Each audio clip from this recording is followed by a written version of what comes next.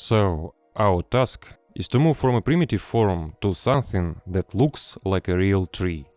This will require a dozen new lines of code and about the same number of modifications. Let's go! First of all, let's add the width property.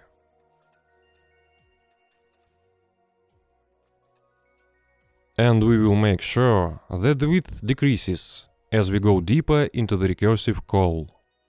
As a result, we get the principle: the higher the branch, the thinner it is. In addition, we will reduce the angle increment, so the branches will tend upwards more.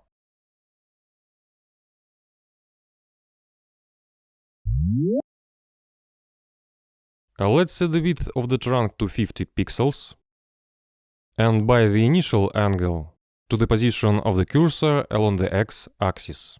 This will be difference between the middle of the screen and the position of the cursor. Weaken this connection with a divisor of 10. This is reminiscent of a palm tree. Now, we need to work with color. Simply changing the color of the stroke doesn't change much of the experience. A more creative approach is needed here. Changing the color perpendicular to any branch will create the illusion of a three-dimensional image. Adding some shadows will enhance this effect. See what it takes. Let's introduce a new property. Initially, you can understand it as a thickness. For example, a value of 50 will give something like broccoli. But we will use this property for several purposes.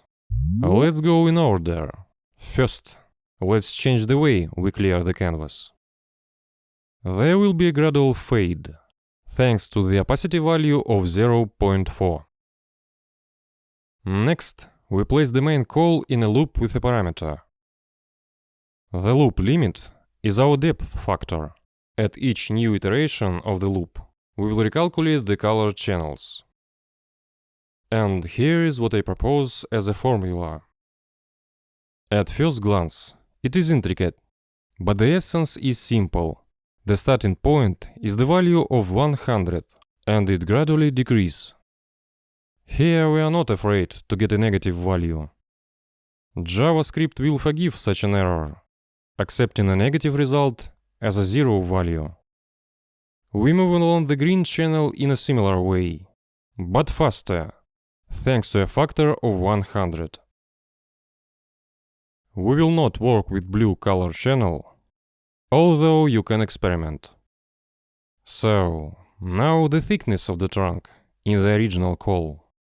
This formula was chosen experimentally. The idea is as follows.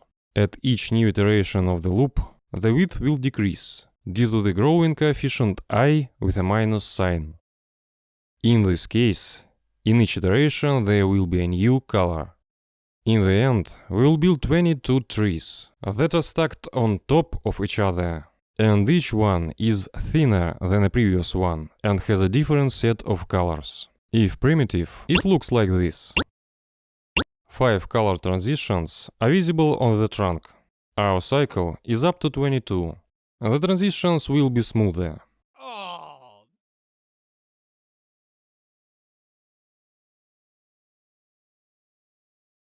A variant with a gradient is possible, and it is faster. But the result is inferior in beauty. Although, if you have a desire, I left a blank with a gradient for you. Try to work with it. It remains to refine the main method. Adding parameters responsible for the color. We form the color of the stroke in the RGB system. Let's, for beauty, round the lines with the help of caps. Now, we will bind the exit condition from the recursion to our coefficient. Try changing the multiplier of 1.5. Decreasing this factor increases the number of branches and increases the complexity. For example, 0.4. It looks nice, but my processor starts to heat up like a frying pan. and interactivity is no longer available. It remains to change the parameters of recursive calls.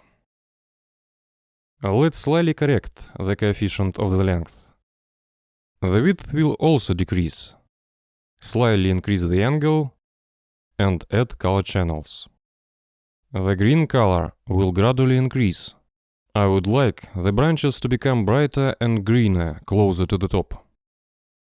The left branches will be shorter, a little thicker, and at a slightly different angle.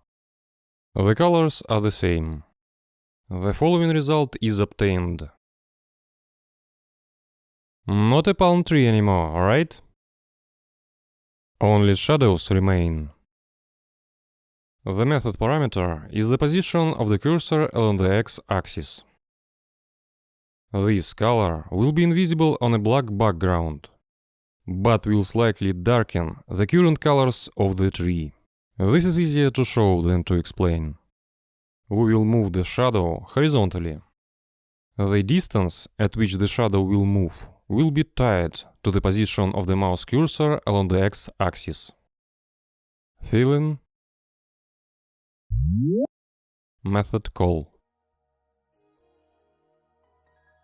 Here you can fantasize and modify a lot of things. Try, but be careful, control overheating of your processor.